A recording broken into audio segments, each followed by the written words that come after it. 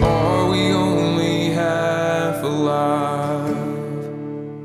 매일 성경 묵상을 돕는 해설 가이드입니다. 안녕하세요, 목사 코치입니다. 함께 읽고 나눌 말씀은 다니엘서 4장 19절에서 37절까지 말씀입니다. 느부갓네살의 꿈을 해석한 다니엘의 충고는 왕이 하늘의 순찰자를 통해 지극히 높으신 자를 의식하며 살게 하는 데 있었습니다. 19절에서 27절 읽겠습니다. 벨드사사르라 이름한 다니엘이 한동안 놀라며 마음으로 번민한지라. 왕이 그에게 말하여 이르기를 벨드사사라, 너는 이 꿈과 그 해석으로 말미암아 번민할 것이 아니니라. 벨드사살이 대답하여 이르되 내 주여, 그 꿈은 왕을 미워하는 자에게 응하며 그 해석은 왕의 대적에게 응하기를 원하나이다. 왕께서 보신 그 나무가 자라서 견고하여지고 그 높이는 하늘에 닿았으니 땅 끝에서도 보이겠고 그 잎사귀는 아름답고 그 열매는 많아서 만민의 먹을 것이 될 만하고 들짐승은 그 아래 살며 공중에 나는 새는 그 가지에 깃들었나이다. 왕이여, 이 나무는 곧 왕이시라. 이는 왕이 자라서 견고하여지고 창대하사 하늘에 닿으시며 건세는 땅끝까지 미침이이다. 왕이 보신즉 한 순찰자, 한 거룩한 자가 하늘에서 내려와서 이르기를 그 나무를 베어 없애라.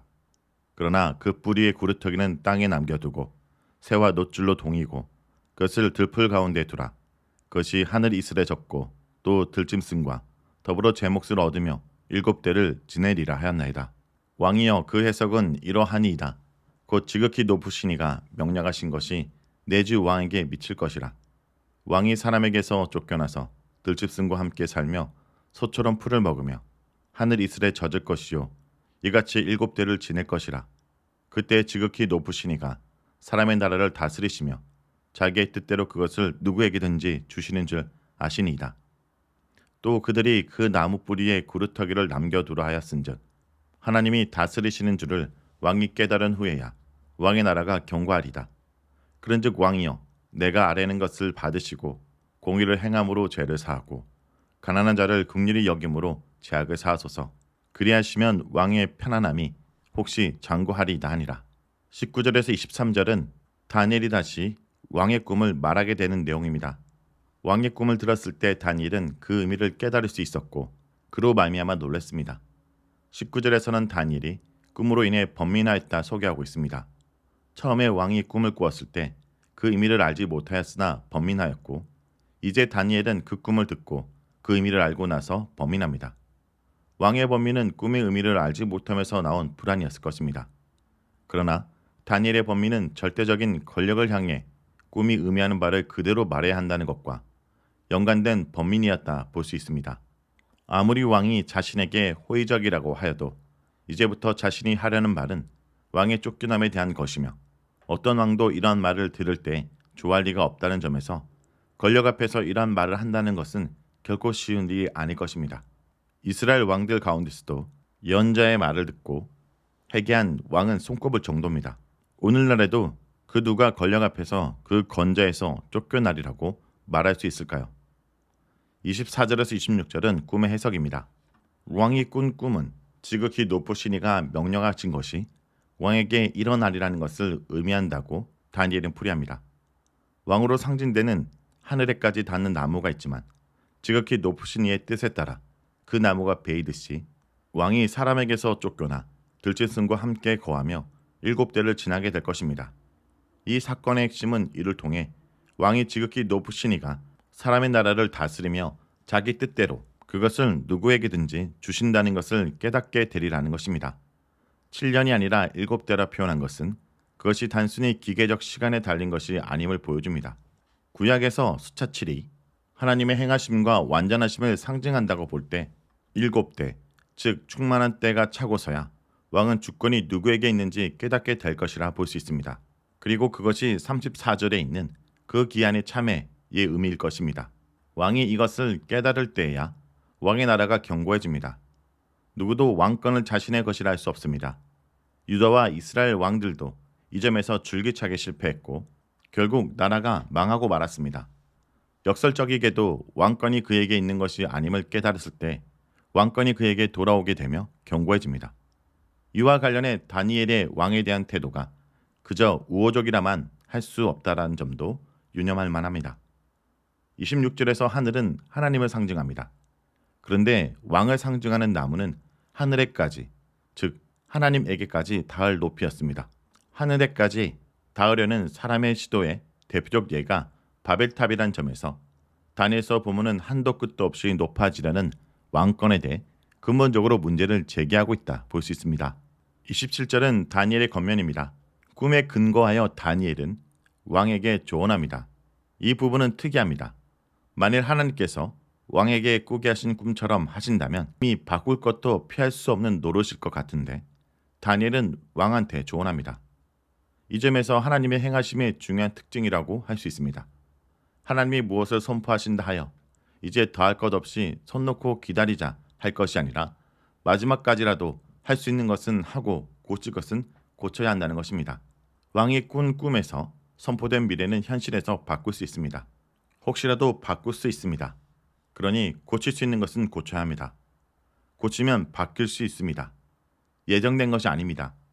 바꿀 수 없이 운명이 되는 것은 삶과 현실을 고치지 않으려는 우리의 완악함에 기인합니다.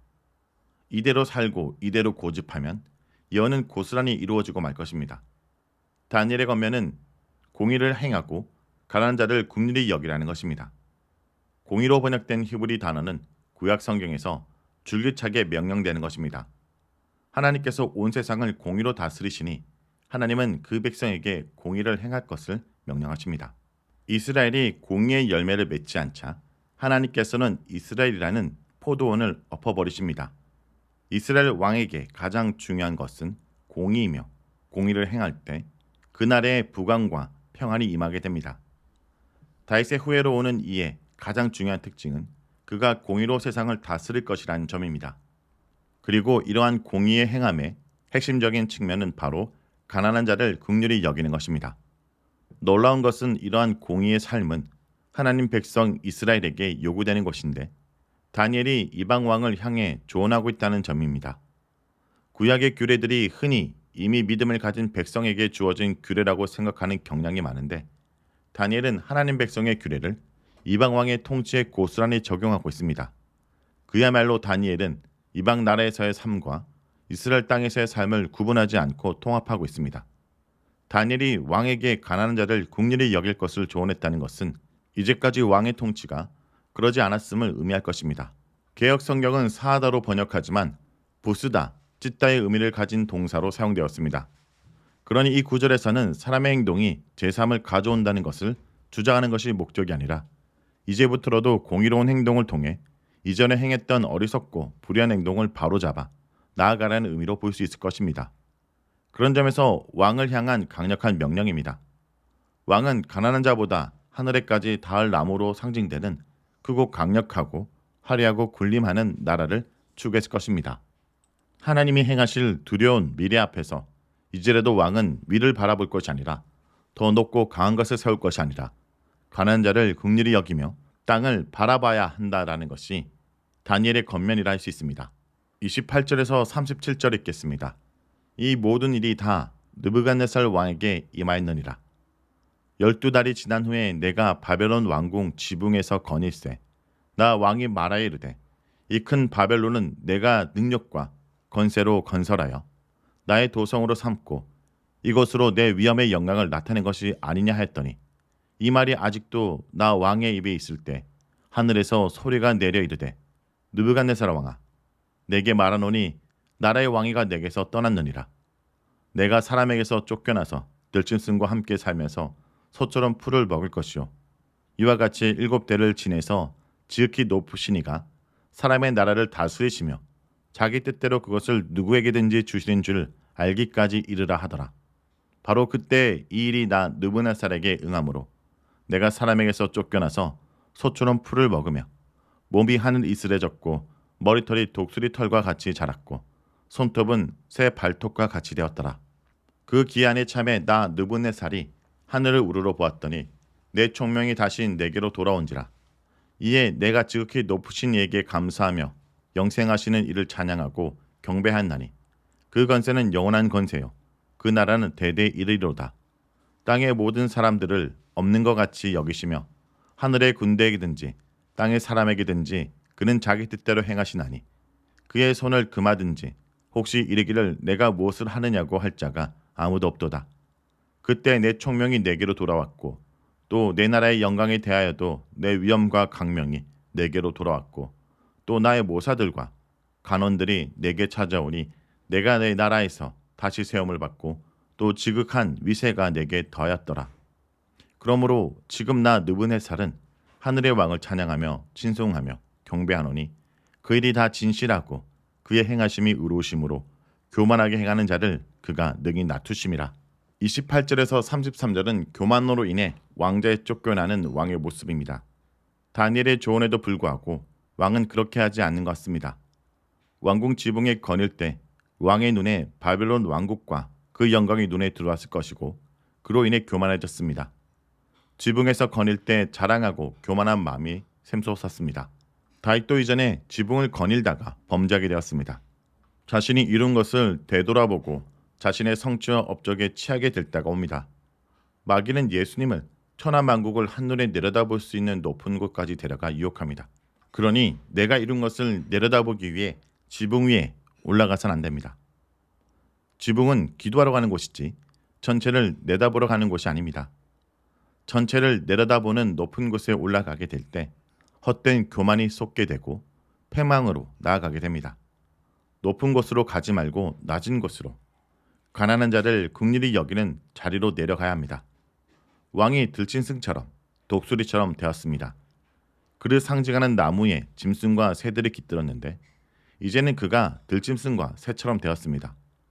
그는 자신이 누구이며 권력이 누구에게 있는지를 깨닫기까지 자신의 권력에 희생당한 사람들과 같은 처지가 되었다 할 수 있습니다. 34절에서 37절은 하늘의 왕을 찬양하는 느부갓네살의 모습입니다. 자신이 아니라 하늘에서 들려오는 지극히 높은 자의 소리가 모든 것을 결정합니다. 느부갓네살 왕은 지극히 높으신 이를 깨닫고 영원토록 존재하시는 그분을 경배하며 그에게 권세와 나라가 대대로 있음을 고백하였습니다. 그럴 때 그의 보좌가 다시 회복되었습니다. 31절에서 지극히 높으신 이의 명령은 누가 결정하는 이인지 명확히 보여줍니다. 참된 왕은 그가 낮아지고 나서 알게 되고 자신이 아니라 하나님께 권력이 있음을 알 때 가능해진다는 것을 선포하고 있습니다. 자, 여기까지가 다니엘서 4장 19절에서 37절까지 말씀입니다. 오늘 말씀을 통해 우리는 무엇을 묵상하고 적용해야 할까요? 교만한 자를 낮추시고 겸손한 자를 높이십니다. 마치 자기가 하늘인 양 행세하던 느부갓네살이 비천한 자리에 겸허히 하늘을 우러러보자 하나님은 그에게 회복의 은혜를 베풀어 주십니다. 징벌의 기간 후에 그를 회복하겠다는 약속을 지키신 것입니다. 느부갓네살은 세계를 제패한 막강한 권력자로서 자신이 세상의 운명을 쥐고 있는 줄 알았지만 하나님의 심판 아래 놓여 짐승의 처지로 전락한 후에 비로소 하나님의 절대 주권적인 통치를 인정하게 되었습니다. 성도 여러분, 진정한 회복은 하나님을 이 세상의 진정한 왕으로 인정하고 겸손히 하나님의 긍휼을 바랄 때 이루어진다는 것을 잊지 않기를 바랍니다. Looking, wandering all the time, we seek the kingdom.